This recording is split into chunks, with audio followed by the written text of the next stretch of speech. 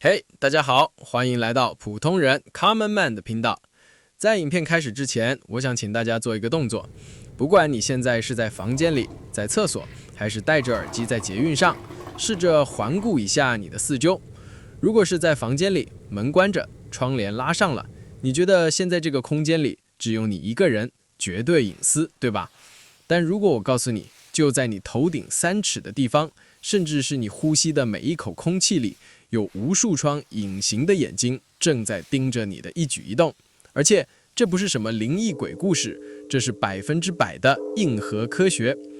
我们小时候常听长辈说，举头3尺有神明，人在做，天在看。以前我觉得这是拿来吓小孩的道德绑架，但随着量子力学的发展，科学家们发现了一个让人细思极恐的真相。这句话可能不是比喻，这个宇宙搞不好真的安装了一套我们看不见的监控系统。而今天我们就要用3个最著名的物理实验来层层拆解这套系统是怎么运作的。首先，要揭开这个监控系统的真面目，我们得先聊聊物理学界最诡异的实验——光的双缝干涉实验。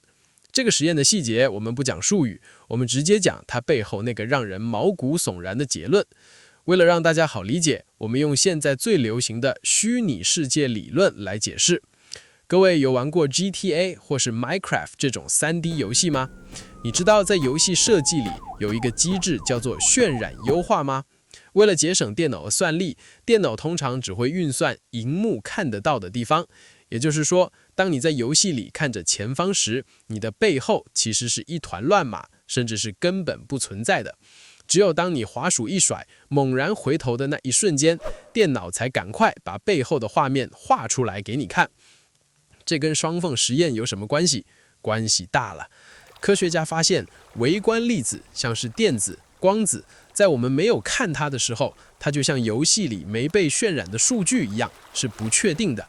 它们会展现出波动性，像分身一样，同时穿过2条缝。这说明宇宙在没人看的时候，是处于一种模糊的省电的状态。但是最惊人的事情发生了，一旦科学家在旁边架了一台摄影机，决定要看它的时候，这些粒子就像是发现玩家转头了，它们瞬间收起分身术，塌缩成一颗确定的粒子，乖乖地选一边走。这就是著名的观察者效应。这说明了什么？这说明我们的现实世界是被看出来的。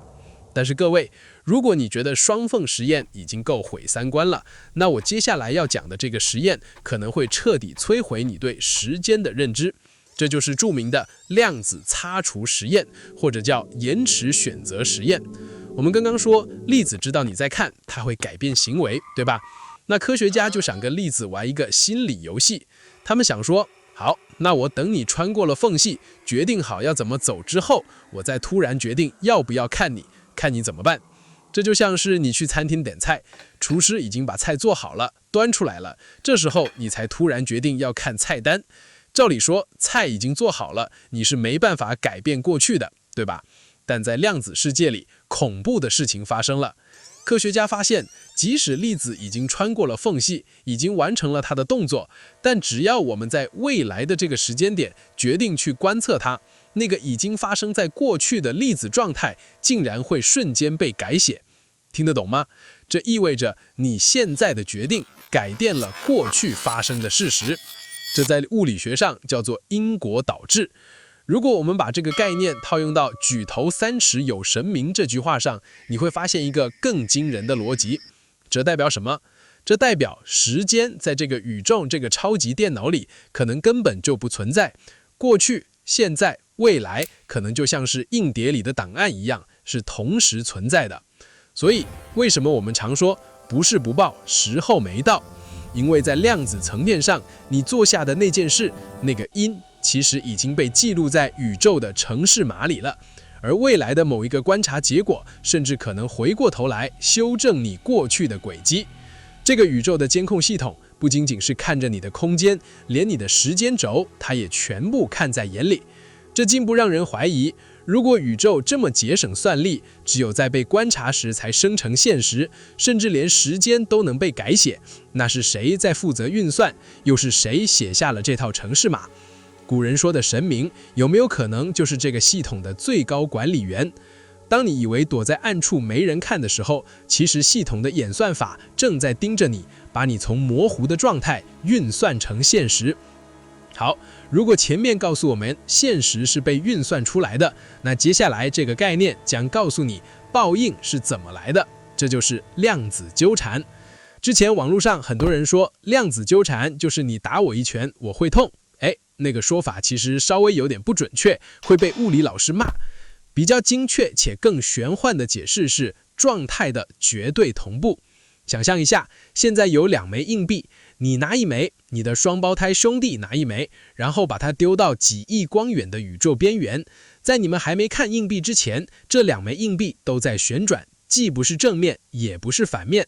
但你打开手掌，看见硬币是正面的那一瞬间，注意哦，是一瞬间哦，远在宇宙另一端的那枚硬币会不需要任何时间传输，立刻变成反面。这2枚硬币就像是被一条看不见的命运红线绑死了一样。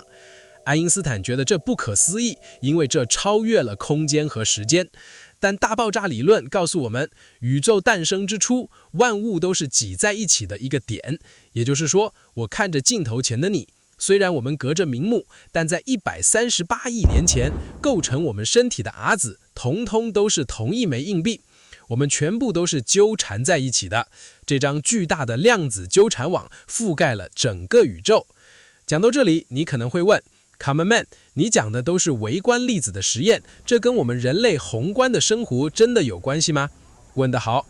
为了回答这个问题，我要介绍第3个，也是最让人起鸡皮疙瘩的真实实验，叫做全球意识计划。这是美国普利斯顿大学在1998年发起的一个实验。他们在世界各地放置了几十台乱数产生机，这些梅西没什么功能，就是一直在丢硬币，一直产生0和1的乱数。照理说，这些机器是没有情感的，产生的数据应该是一条平平的直线，非常随机。但是惊人的事情发生了，每当人类社会发生巨大的情绪波动的时候，这些机器的数据就会突然变得整齐一致，不再随机了。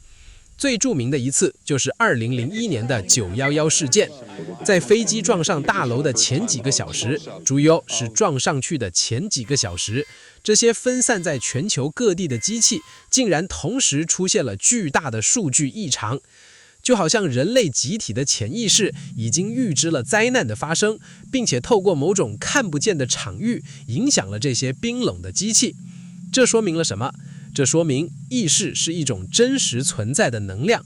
我们每个人的大脑就像是连上云端的小电脑，当我们集体发出强烈的意念的时候，我们真的能够改变物质世界的运作。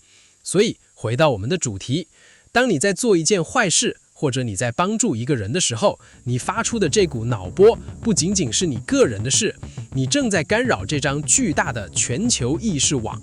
这个宇宙的防火墙会侦测到这个异常波动，然后根据纠缠的法则，把一股平衡的能量反弹回到你身上。这不就是我们东方文化里说的因果报应吗？原来报应不是迷信，而是宇宙维持系统平衡的一种数据同步机制。所以我们再回头看那句老话，举头三尺有神明。这句话不是要恐吓你，也不是要让你活在恐惧里，它是要提醒我们从来都不是孤独的个体，我们是这个巨大宇宙城市里的一部分，我们和万物都有着看不见的连线。双缝实验告诉我们，你的意识参与了世界的创造，甚至可能改变过去。全球意识计划告诉我们，我们的情绪可以影响物质世界。量子纠缠告诉我们，你的善良最终会同步回到你自己身上。